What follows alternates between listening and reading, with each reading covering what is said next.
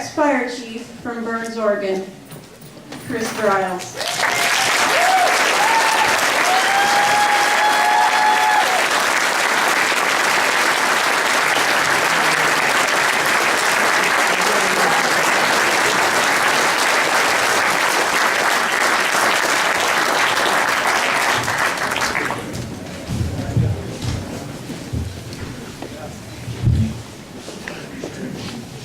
That's how you do that.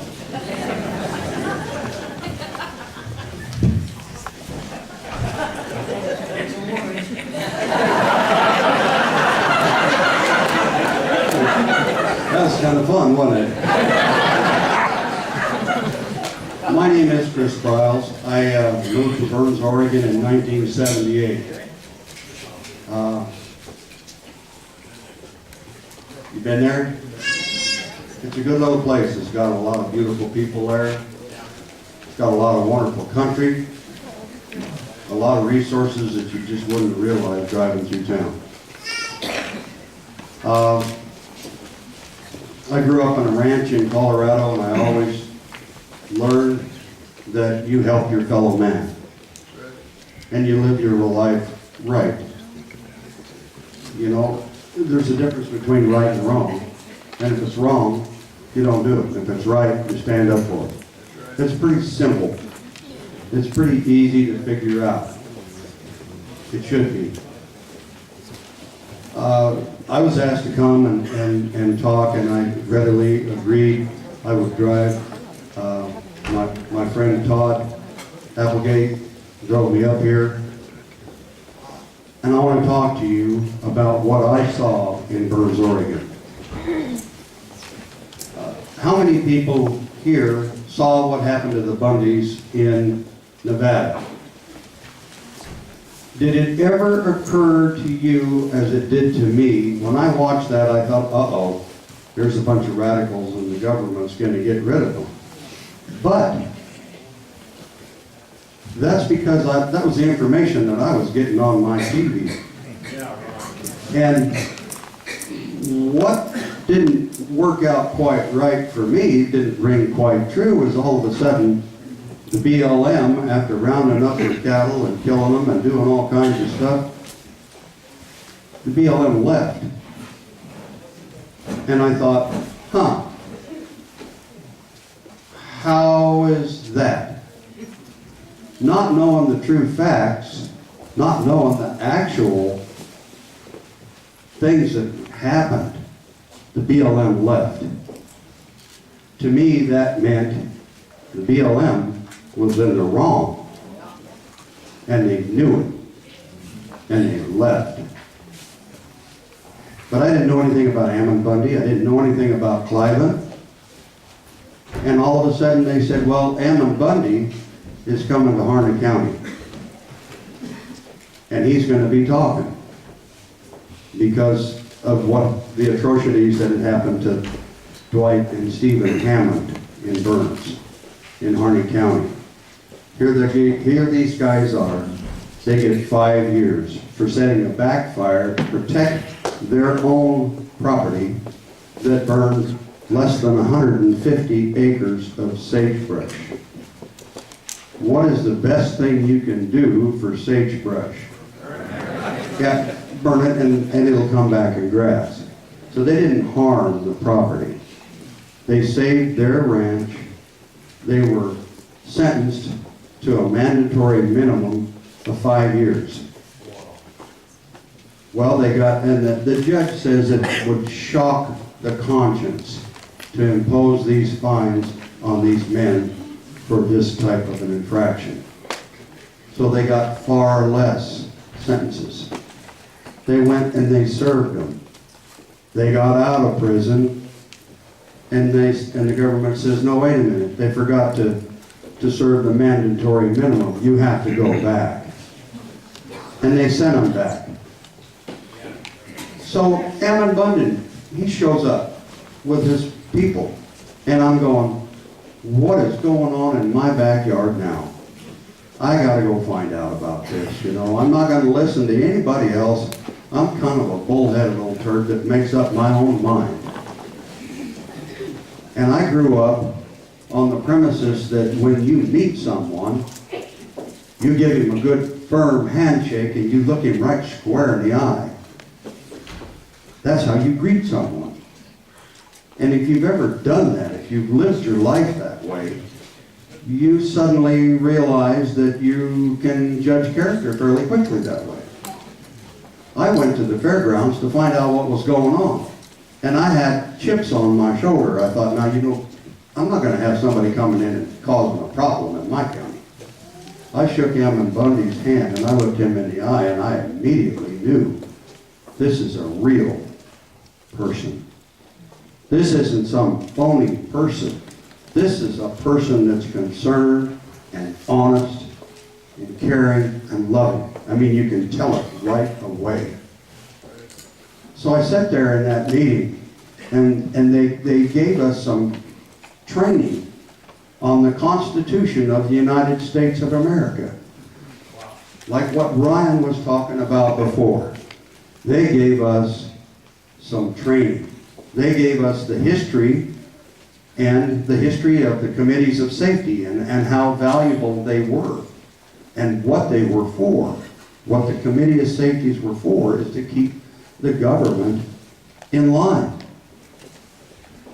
There's a thing called redress of grievances. Ammon said, hey, let's take another look at what has happened to the Hammonds.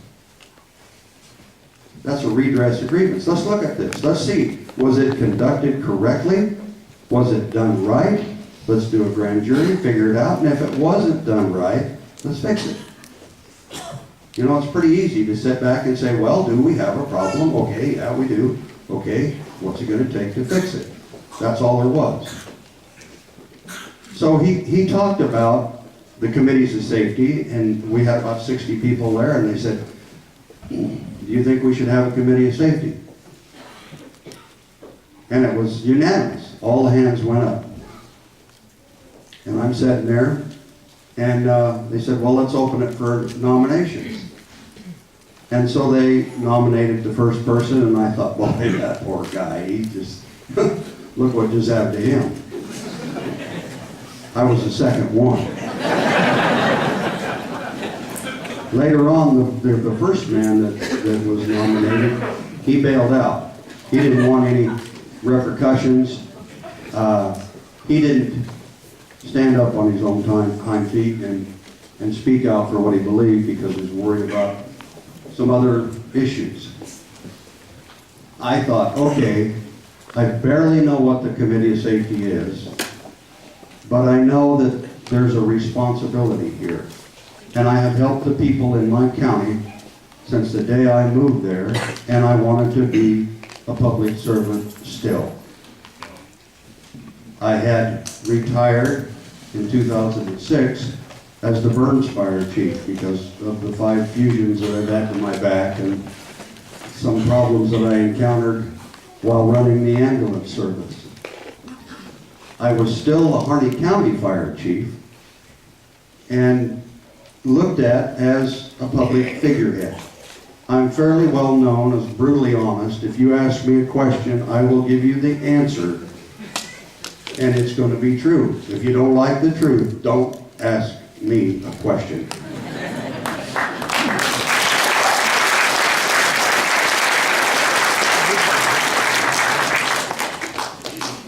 We had the Committee of Safety.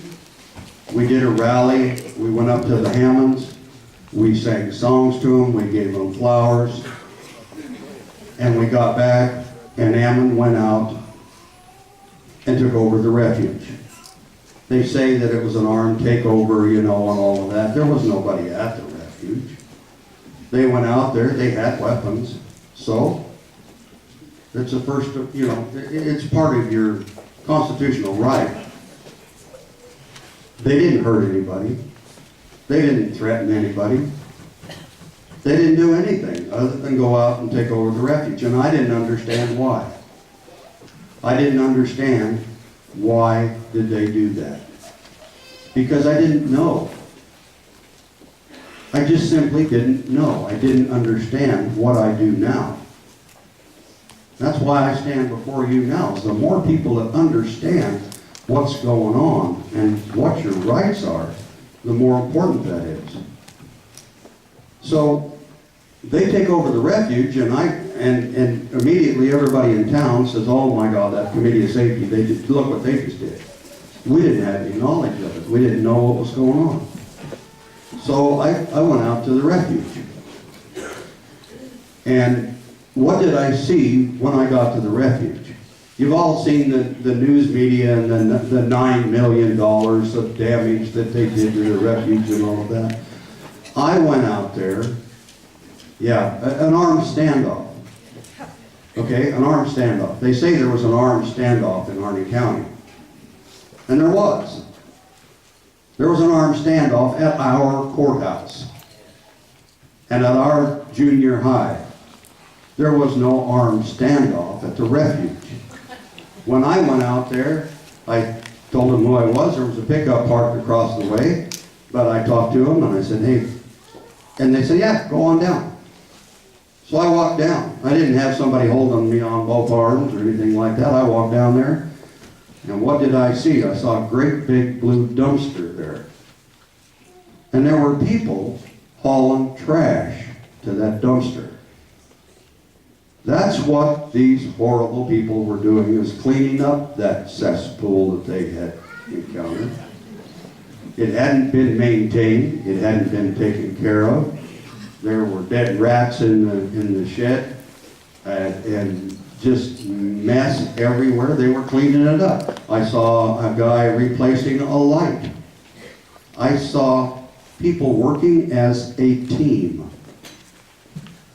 And it's like, wow, that's cool. Somebody cares about this place. I visited it several times before, and I always thought, wow, can't somebody clean the flies out of the windows?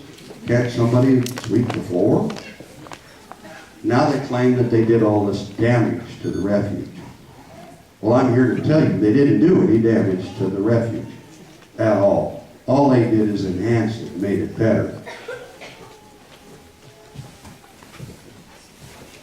When all of this happened, they put chain link fences around our courthouse and our sheriff's department and the junior high. Chain link fences and concrete barriers because of the danger. There were all kinds of rumors about these horrible patriots that were coming in, and they're going to start causing all kinds of trouble.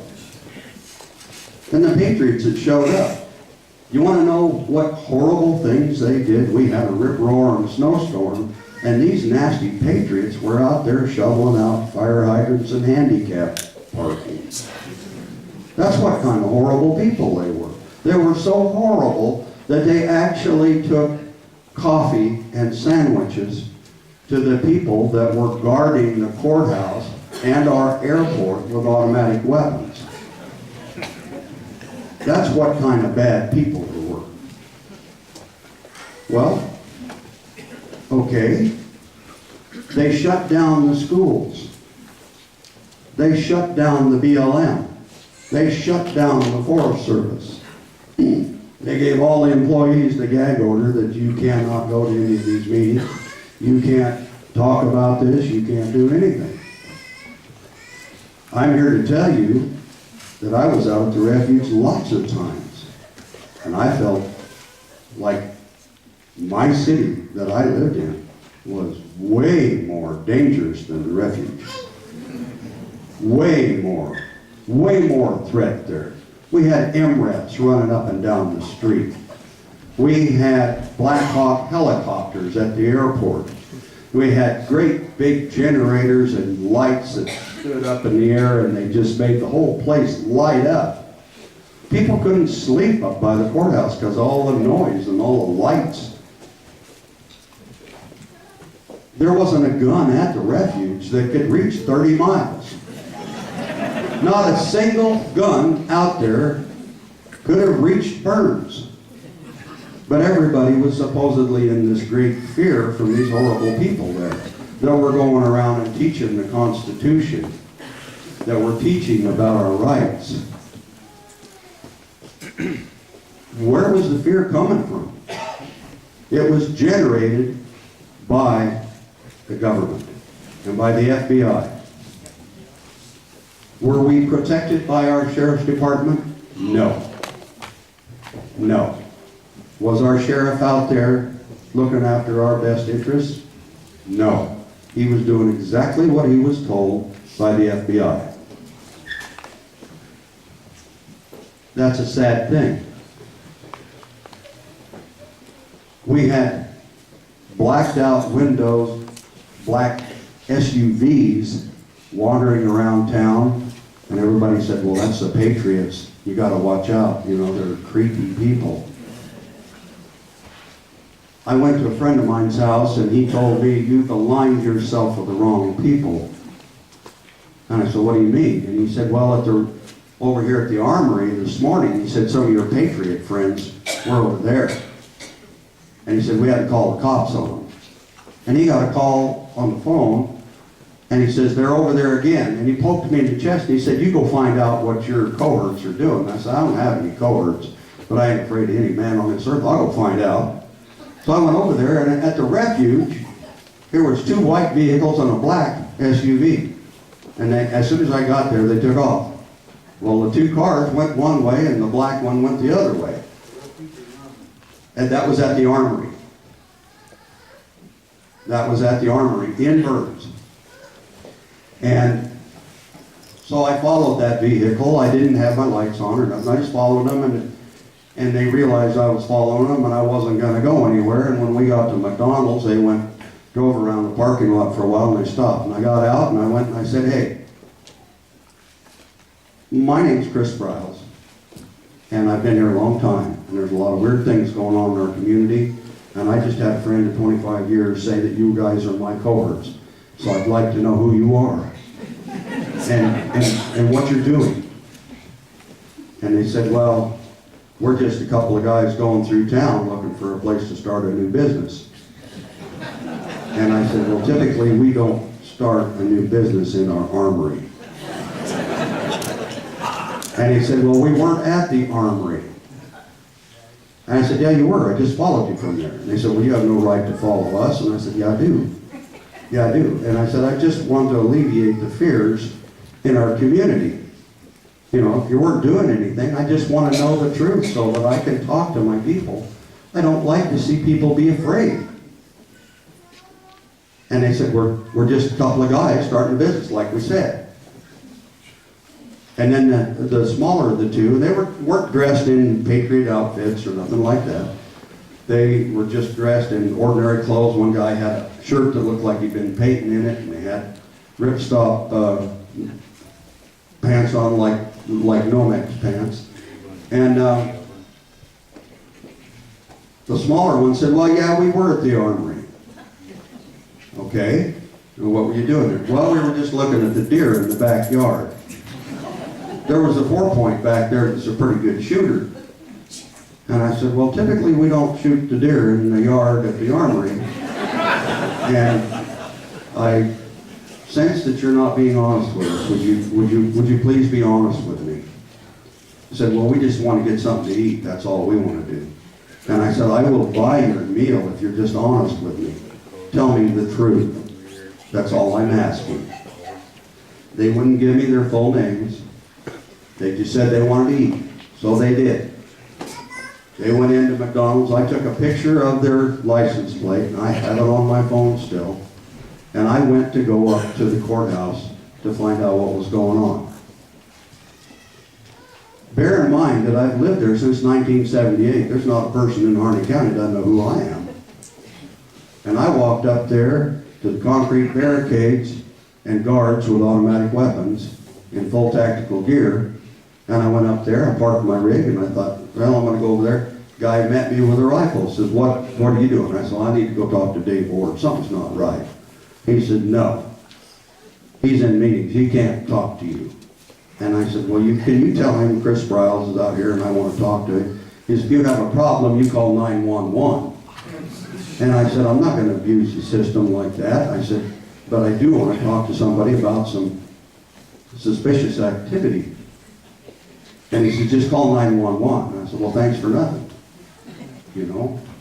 And so I went back down to the Armory, and there was a sheriff's deputy and the Burns police chief there. And they said, what's going on? And I told them, I said, these guys were dishonest. They were lying to me. And I don't understand it. While I was talking to him, the sheriff's deputy got a phone call. And he says, oh, okay. And I said, what's going on? He said, the 2 white vehicles are FBI vehicles. And the black SUV is a rental out of Washington State. And that's undercover FBI people. And that is to be kept a secret. Don't tell anyone. Does that sound right?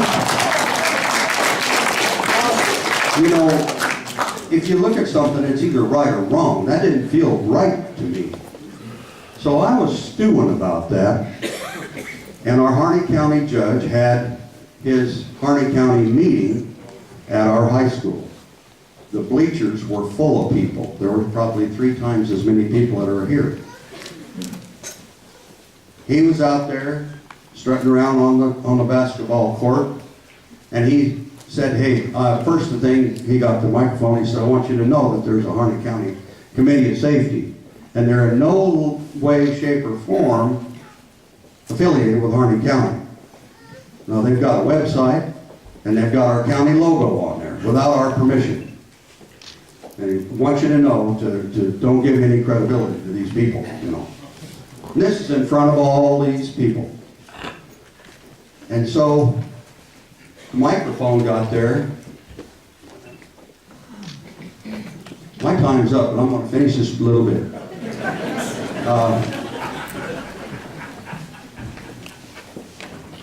When the microphone got there, I had kept it a secret about the FBI until I had the microphone in my face in front of national TV. And then I let them know. And the next day I had a big argument with Mr. Stephen Grassi, and then I resigned as the fire chief because of the corruptness. And they tried to hate me into doing something wrong. And I will not work for dishonest government. Will not. What I want to close in, I received gobs and gobs and gobs of friend requests for Facebook. We have no radio station, no TV station in Burns. We do now, but it's not real well. Anyway, there were lots of people that said, hey, you are a hero. You are an American hero. You are. And that, yeah, but listen, it broke my heart to be considered a hero. I have 2 arms. I have 2 legs. Why should you be considered a hero? Because you stand up and speak the truth. Yeah. This is the United States of America. This is where we should all be able to stand up and speak the truth.